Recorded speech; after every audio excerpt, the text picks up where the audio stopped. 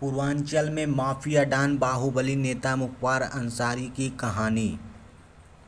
पूर्वांचल के मऊ से लगातार 5वीं बार विधायक चुने गए माफिया नेता मुख्तार अंसारी की कहानी के ढेर सारे पन्ने हैं, लेकिन उनकी कहानी पर आने से पहले यह जानिए कि 2017 में जमा किए गए उनके अपने चुनावी शपथ पत्रों के अनुसार उन पर फिलहाल देश की अलग अलग अदालतों में हत्या के प्रयास, हथियारबंद तरीके से दंगे भड़काने, आपराधिक साजिश रचने, आपराधिक धमकियां देने, संपत्ति हड़पने के लिए धोखाधड़ी करने, सरकारी काम में व्यवधान पहुंचाने को लेकर जानबूझकर चोट पहुंचाने तक के 16 केस हैं। एक वक्त में उन पर MCOCA Maharashtra control of organised crime act और गैंगस्टर एक्ट के तहत 30 से ज़्यादा मुकदमा दायर थे। इनमें से कुछ अहम मामलों में अदालत ने सबूतों की कमी, गवाहों के पलट जाने और सरकारी वकील के कमजोरी पैरवी के कारण इन्हें बरी कर दिया। 1996 में बहुजन समाज पार्टी बसपा के टिकट पर जीतकर पहली बार विधानसभा पहुंचने वाले मुख्तार ने 2002, 2007, 2012 और 2017 में भी मऊ से जीत हासिल की। इसमें से आखिर 3 चुनाव उन्होंने देश की अलग अलग जेलों में बंद रहते हुए लड़े। इस रिपोर्ट के सिलसिले में पूर्वांचल में गाजीपुर जिला स्थित मुख्तार अंसारी के पृथक निवास गई थी, लेकिन आपको वहां का ब्यौरा बताने से पहले मुख्तार की ज़िंदगी से जुड़े ये 3 जरूरी पन्ने।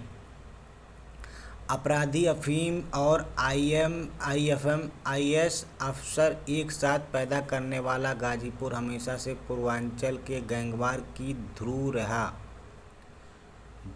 मुख्तार अंसारी के राजनीतिक और आपराधिक समीकरणों में गाजीपुर का महत्व बताते हुए वरिष्ठ पत्रकार उत्पल पाठक कहते हैं कि 80 और 90 के दशक में अपने चरम पर रहा ब्रजेश सिंह और मुख्तार का ऐतिहासिक गैंगवार यहीं गाजीपुर से शुरू हुआ था। दोआब के उपजाऊ जमीन पर बसा गाजीपुर खास शहर है। राजनीतिक तौर पर देखें तो 1 लाख से ज़्यादा भूमिहार जनसंख्या वाले गाजीपुर को उत्तर प्रदेश में भूमिहारों के सबसे बड़ा पॉकेट में से एक माना जाता है। यहाँ तक कि कुछ पुराने स्थानीय पत्रकार ओम बोलचाल में गाजीपुर को भूमिहार का वेटिकन भी कहते हैं। देश के सबसे पिछड़े इलाकों में आने वाला गाजीपुर में उद्योग के नाम पर यहाँ कुछ खास नहीं, अफीम का काम होता है और कहाँ की खूब खेली जाती है। गाजीपुर का एक महत्वपूर्ण विरोधाभास यह भी है कि अपराधियों और पूर्वांचल के गैंगवार की धुरी होने के साथ साथ इस जिले से हर साल कई लड़के आईएएस आईपीएस भी बनते हैं। पाठक कहते हैं मुख्तार अंसारी और उनके परिवार का राजनीतिक प्रभाव गाजीपुर से लेकर मऊ, जौनपुर, बलिया और बनारस तक है। सिर्फ 8-10% मुसलमान आबादी वाले गाजीपुर में हमेशा से अंसारी परिवार हिंदू वोट बैंक के आधार पर चुनाव जीतता रहा। गाजीपुर के प्रथम राजनीतिक परिवार के तौर पर पहचाने जाने वाले अंसारी परिवार इस जिले और इस जुड़े अनेक विरोधाभासों के सिलसिले को जैसे आगे ही बढ़ाता ही है। मसलन पिछले तकरीबन 15 सालों से जेल में बंद मुख्तार अंसारी के दादा देश की आज़ादी के संघर्ष में गांधी जी का साथ देने वाले नेता के रूप में जाने जाते हैं और 1926-27 में कांग्रेस के अध्यक्ष रहे डॉक्टर मुख्तार अहमद अंसारी थे।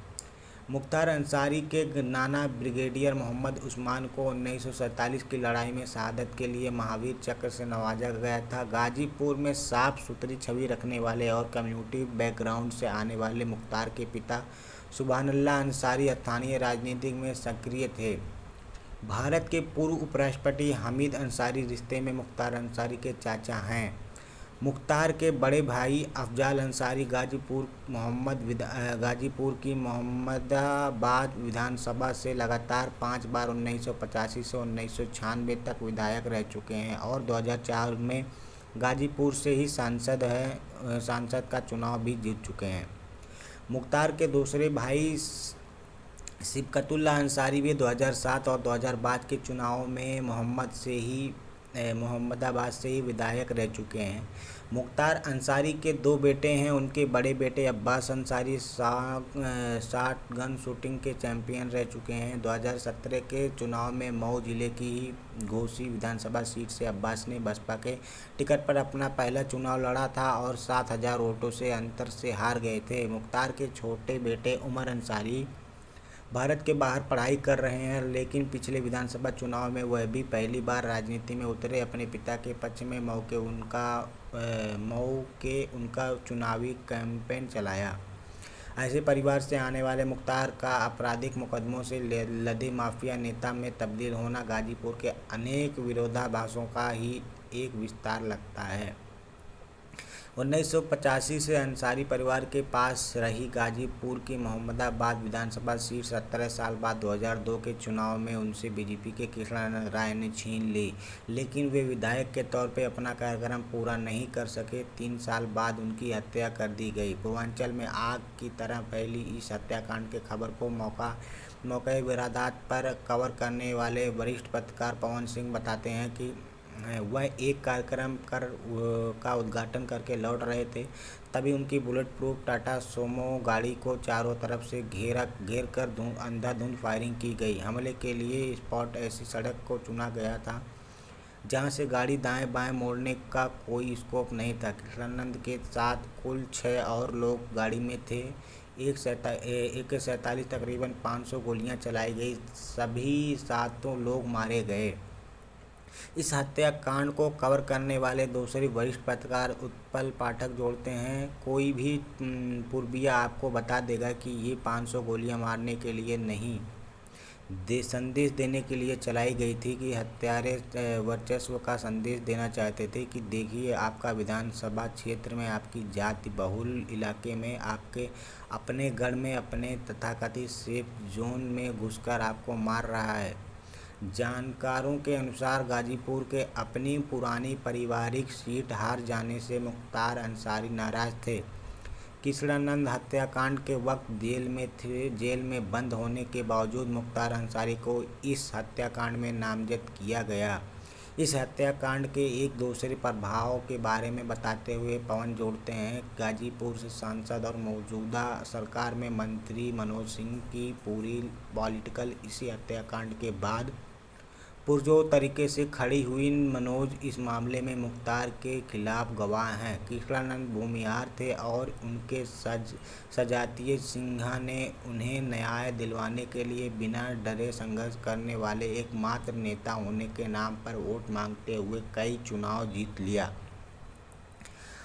गाजीपुर के यूसुफपुर इलाके में स्थित मुख्तार अंसारी का पृथक निवास बड़का फाटक या बड़े दरवाजे के नाम से जाना जाता है। कस्बेनुमा इस छोटे से शहर में बड़का फाटक का पता सभी जानते हैं, इसलिए रास्ता पूछते पूछते उनके घर पहुंचने में मुझे कोई दिक्कत नहीं हुई। दिसंबर महीने में जब मैं गाजीपुर पहुंचा तब मुख्तार की बुजुर्ग माँ बहुत बीमार चल रही थी। उनके आखिरी बार देखने के लिए उनका पूरा परिवार देश दुनिया के अलग अलग कोनों से इकट्ठा हो रहा था। मुख्तार बांदा जेल में बंद थे, लेकिन उनके बड़े भाई अफजाल अंसारी और बेटे अब्बास अंसारी ने BBC से बातचीत की। इससे कुछ ही घंटों के भीतर मुख्तार की माँ का देहांत हो गया। मुख्तार अंसारी के घर के बाहर बना बड़ा दरवाज़ा आगंतुकों के लिए दिन भर खुला रहता है। बरामद में खड़ी बड़ी गाड़ियां की काफिले के आगे बनी बड़ी सी बैठक में स्थानीय लोग अंसारी भाइयों से मिलने का इंतजार में बैठे थे। बैठक में पूर्व कांग्रेस अध्यक्ष डॉक्टर मुख्तार अहमद अंसारी से लेकर पूर्व उपराष्ट्रपति हामिद अंसारी तक परिवार के सभी राजनीतिक चेहरों और गुजर चुके पूर्वजों की तस्वीर लगी थी।